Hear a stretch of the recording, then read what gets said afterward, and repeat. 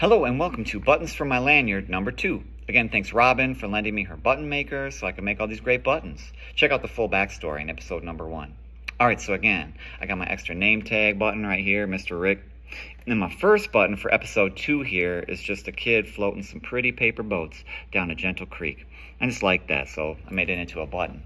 But yeah, guess what? There's a hidden meaning in it that I just discovered recently when I thought about it in context with my other button that I'm wearing right now. See, I guess sometimes my buttons, when paired together randomly, will become more than the sum of their parts. And that's why I like vlogging, you sometimes discover things that you might not have thought of otherwise. Anyways, yeah, so this one here.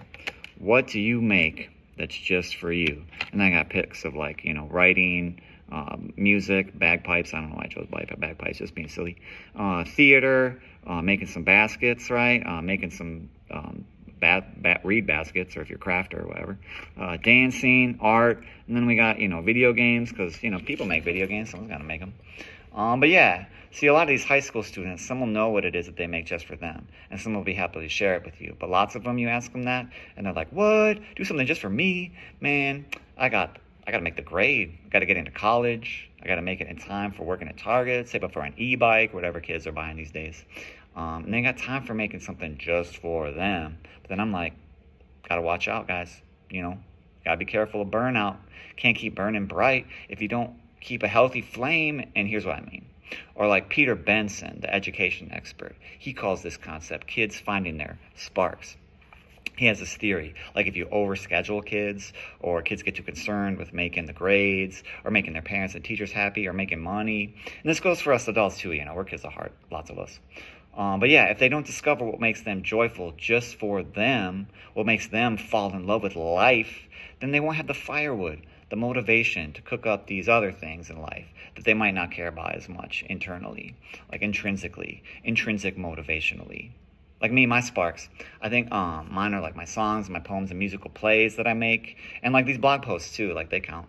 But here's the thing, even these might be somewhat tainted by how I make them both for me and for other people. Like a lot of these things I make to show other people, like, hey, look at me making things, all right, so great. And that's fine, that's what it is. But okay, then check this out though. It's like a year ago, I started playing my clavinova piano for a little bit before work most days. Just something, I don't know why I started doing it, just was inspired. Just make some music just for me, not to show anyone, not to get any followers or likes or Grammy statuettes, just for me. And I'll tell you, I think it does supply me with this kind of soul fuel. It's this whole different old flavor because there's no pressure around it. No ego expectations. I'm not going to be sad if I don't win the concerto competition, because there is no competition. And so, yeah, here's the brain explosion, though, that I had when I saw these two buttons together. I thought, maybe, hey, what if the pretty paper boats aren't the music and the plays and all like that, like you'd think? Maybe the little paper boats that we float down the river of life, sometimes they're the more mundane things, or the things that you make for other people, like messages in a bottle or whatnot.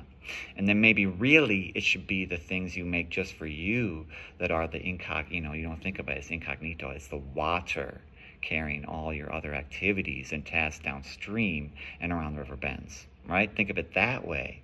Like if you're going to float boats in life in a good, healthy way, you have to have a source, a spark. It's like Jennifer Aniston says to Peter in the Office Space movie. Peter, you just got to go out there and you find your kung fu, something that you do that makes all the other things that you do that maybe don't spark you that much. At least they're lit up from the light of your main thing, that thing that fills your soul and makes the river water flow. It's like a dry riverbed, that's no good. So what is it that really gives you an internal drive to be happy and fueled enough to do your schoolwork and push your broom at Target and maybe share it with your parents or some other people in your life that, hey, I love you guys, because I love myself. Why? Because I recently made a thing just for me. So yeah, separate it out. Number 1, what do you make that's just for, other people? Number 2, what do you make that's just for both you and other people? And that's fine. But number 3, what do you make that's just for you? Make sure you got at least one thing that feeds your soul in that secret personal way and raises the river water level so you can fuel the flow of all these other little colorful endeavors you're floating down the river of life. All right. Thanks for watching Buttons for My Lanyard.